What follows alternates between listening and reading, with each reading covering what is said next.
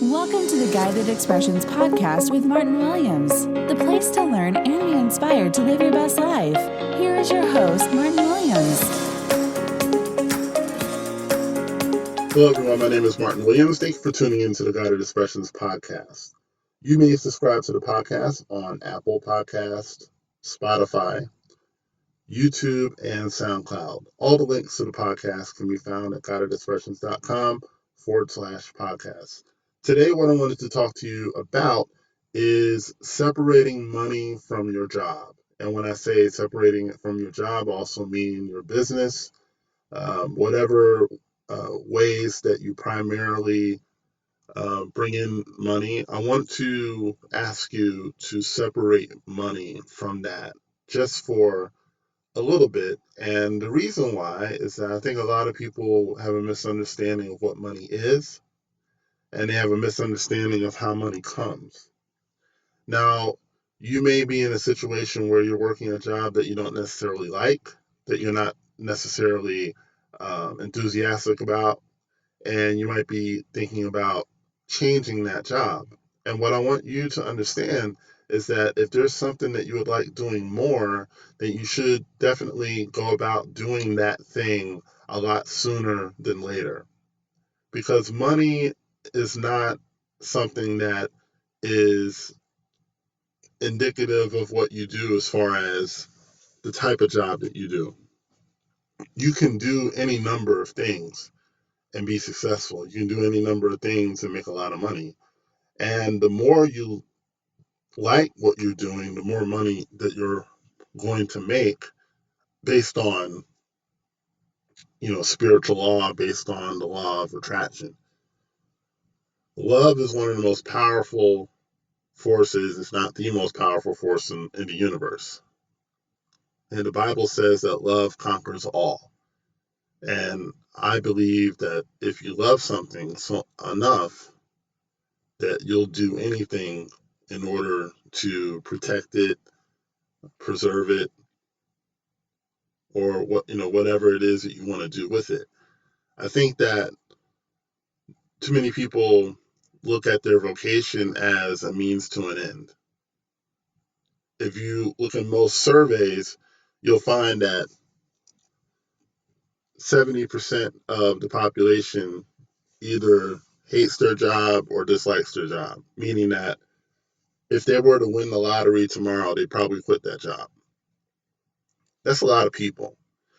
And I think that we have to get to a place where we address that and help people merge into work that they love to do. And I think that it really starts with understanding that your job is not your paycheck. Okay? Your paycheck is indicative of the service that you bring to the world, to to people, to the earth. Your paycheck is indicative of that. What you bring home, it may go through your job, it may go through your business, but it's really just a scorecard of how much service that you're putting out into the world. Now, you can put service out into the world in any number of ways. If you're someone who likes to blog about reality shows, you may be saying, well, how can I make money doing that? If you provide enough service to the world and you provide a unique service, meaning that I can't find what you do anywhere else, you can get to a place where you're not only self-sufficient, but you're actually doing very well. I mean, there's bloggers who make over $1 million a year. They make more than the average office worker. And they work hard. Yes, they post a lot, but it's the service that they provide. They provide a service, and that service is compensated. So it's important that you understand that you're not stuck at your job forever. If you ever decide that you want to do something different, you can absolutely do that something different. And again, I wouldn't wait an incredulously long time to do that, because life is short. And when I say it's short, it's relatively short. I mean, the universe is millions and millions of years old. if not more. And, we're here, most of us are here anywhere between 70, 80 to 100 years. So you really should take advantage of your time while you're here. And why not take advantage doing things that you enjoy and being in service to the world while doing those things? So you may be sitting at a job right now, and you might be saying, "Well, how do I start?" Because I got these bills, I got these responsibilities. Many of you have children, many of you have, um, you know, mortgages and student loans and these things that need to be paid. Well, how do I start? And the key thing is you just start, right? This may not be the best example, but someone who decides that they're going to um, start doing something that maybe they shouldn't be doing, like maybe starting a new relationship with someone, even though they're in a relationship right now. How do they usually start? They start with phone calls and texts, and they start sneaking off and meeting that person, and pretty soon it's a full on relationship, right? But they're still coming home to their spouse, or they're coming home to their significant other, right? They just start, right? You just start, and they're not thinking about their current situation. Now, again, that's a negative example, and I'm certainly not encouraging anybody to do that. But if it's a case of having time, you may not have 8 hours to really invest in a new venture. Invest an hour, right? Invest 30 minutes. Okay, most of us have 30 minutes. If we cut down our TV time, our video game time, our mobile game time, our Facebook time, Instagram time, uh, and invest that hour in doing something that we're looking to get into, we can find the time to do that, right? And if you invest 1 hour a day in 30 days, that's 30 hours. It's pretty good.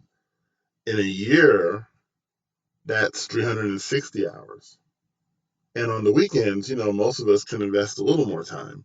Those of us who work 9 to 5, we can invest a little more time on the weekends, which is exciting, right? So, it's all about making those hard decisions to start where you are.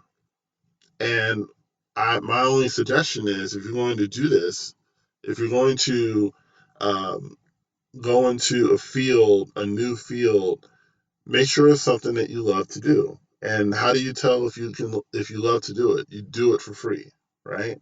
If you do it for free, that's a great sign that you love it, right? Doing what you love expands the flow, right? When you do what you love, it expands, right? It expands your capacity, and it expands the channel through which what you do flows out. Okay? When you do what you love and it flows out, okay, that means there's more that can come from it, and there's more that can come back to you from it, right? So it's like the difference of sending water through a garden hose or through a pipeline, right? Love is like the pipeline that you send out into the universe, into the world. And so it's important that you find that thing that you love to do. And it may be more than one thing. You may love more than one thing, and that's certainly okay. But find those things, find one thing and start, and then you start adding to it. And pretty soon, you start doing what you love. And then, what's really exciting is, as you do it in service to others, people will pay you. My mom makes cakes, and she does it as a side business because she's working full time. But you know, she loves doing cakes, and she does these cakes, and people pay good money for those cakes. Okay? But she had to start. She had to make a decision to start it, and that's what we all have to do. We all have to make a decision. We have to make a decision that we're going to do what we love to do for the rest of our lives, right? So I challenge you to do that before you do anything. Make a decision that for the rest of your life, you're going to do what you love to do. And we all understand it's going to be a transition period. And maybe that transition period doesn't happen in a day or two. Maybe it happens over a couple months. But make a decision today that you're going to start walking in the direction of doing only what you love to do for the rest of your life. Okay? From now until you leave this earth, whatever work you do will be work that you love to do. And as you do that, the more you do that, the more work you're going to be able to do because you love it. And the more work you do and the better you do it, the better compensated you are because you're giving more service. Okay. We are all happier when we're doing things we love to do versus things that we would rather not be doing, but we're doing because, we have to like pay our bills, blah, blah, blah, blah, blah, blah, blah. Right. Decide today that that's what you're going to do in life. And I challenge you to do that. And as you do that, things are going to really explode in your life in a good way. And you're going to see things come in. You're going to see resources come to you from ways that you never thought. And I am excited to hear about it. Come talk to me on Facebook. You can find me, Martin Williams, the page, and leave a comment. Tell me how you put this into practice, and I would love to hear more and more about what you're doing. Okay. My name is Martin Williams. Thank you so much for tuning in to the Guided Expressions podcast. Please like, comment, subscribe, and share the podcast wherever you are. And I will talk to you soon. Don't forget to subscribe to the Guided Expressions podcast on YouTube, Apple Podcasts, or Spotify to get all the latest content from Guided Expressions. No one builds a house without a blueprint, so why are you trying to build your dream life without one? That's how the Blueprint course was created. The Blueprint course is for people who know they were meant for more. Created by Martin Williams, the Blueprint is a streamlined way to help you create the life you've always wanted. Get instant access now by clicking the link in the description box or going to guidedexpressions.com/blueprint.